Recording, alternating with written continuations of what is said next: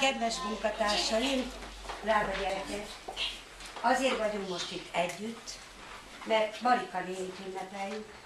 21 évet és 40 napot dolgoztunk mi itt együtt, és ma van Marika néninek az utolsó munkába töltött napja, és ezen a napon fel szeretnénk köszönteni, és el szeretnénk tőle ünnepélyesen köszönni. Most először az ő csoportja fog Marika nénitől elköszönni.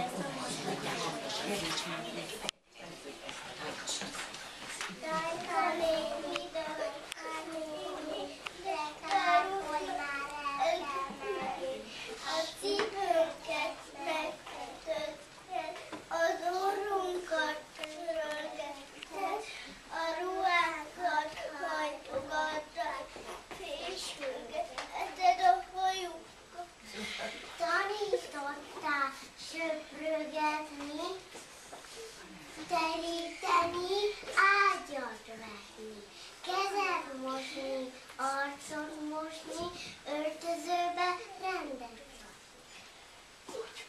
Sírtunk, vigasztaltál, ha rosszak voltunk, jól megszívtál. Tudtál szépen kérni, amit kaptunk, megköszönjük. Most mindenki mondja. Mi most megköszönjük néked, hihetetlenséggel, türelmetek, szeretetedet, sosem felejtjük a nevedet. egy üzenést is jöttek vissza. Ez mit lesz még van? Nem.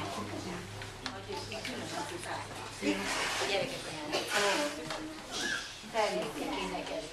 Majd akkor.